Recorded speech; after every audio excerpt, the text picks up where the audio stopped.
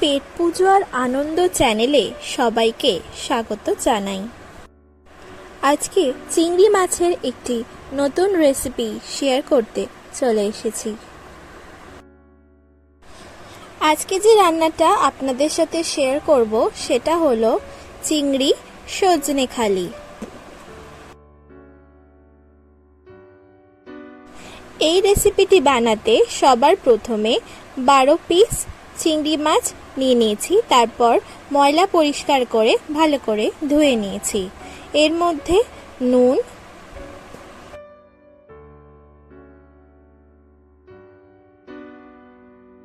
আর half চামচ মতো গোলমরিচের গুঁড়ো দিয়ে এই চিংড়ি মাছগুলো এবার মাখিয়ে নেব।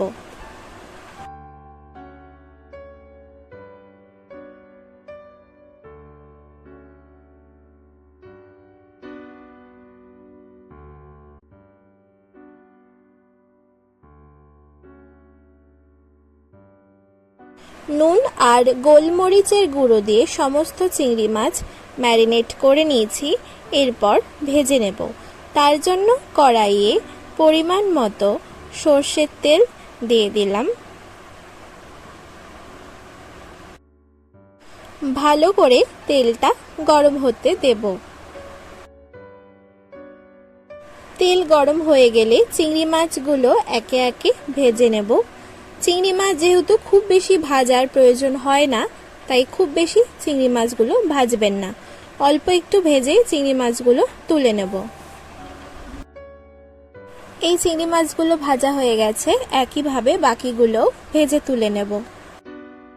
এরপরেই একই তেলে সামান্য 5 ফোড়ন আর 3টে কাঁচা লঙ্কা ফোড়ন দিয়ে দিলাম। এরপর একে একে 2 চামচ পেঁয়াজ বাটা, 1 চামচ আদা বাটা, 1 চামচ রসুন বাটা, হাফ চামচ হলুদ গুঁড়ো, হাফ চামচ লঙ্কার গুঁড়ো এবং হাফ চামচ কাশ্মীরি লঙ্কার গুঁড়ো দিয়ে দিলাম। সমস্ত এই উপকরণগুলো ভালো মতো নাড়িয়ে চাড়িয়ে মিশিয়ে নেব।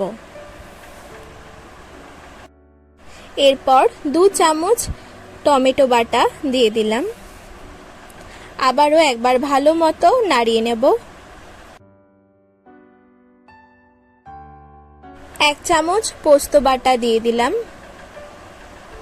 সবকিছু ভালো করে একবার কষিয়ে নেব।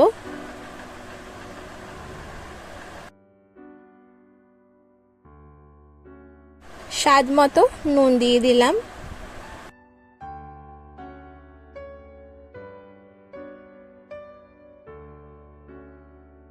একটি ছোট বাটির 1 বাটি জল দিয়ে দিলাম। ভালো করে আবারও নাড়িয়ে চাড়িয়ে একটু কষিয়ে নেব।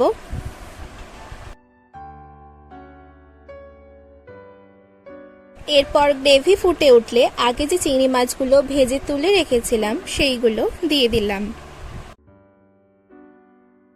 সবটা ভালো করে একবার নাড়িয়ে নিচ্ছি।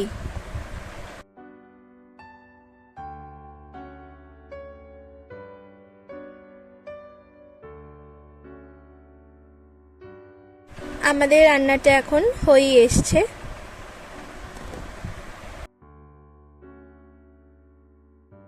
এবার গ্যাসটা অফ করে দিলাম আর এবার এই রান্নাটা পরিবেশন করে নেব।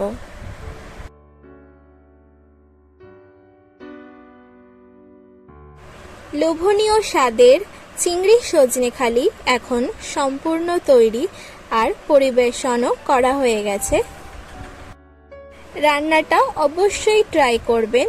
তার সাথে আমাকে কমেন্ট করে জানাতে কিন্তু ভুলবেন না আপনাদের কেমন লাগলো। যদি ভালো লেগে থাকে অবশ্যই লাইক আর শেয়ার করে দেবেন। তার সাথে চ্যানেলে নতুন হয়ে থাকলে চ্যানেলটি কিন্তু অবশ্যই করে সাবস্ক্রাইব করে দেবেন।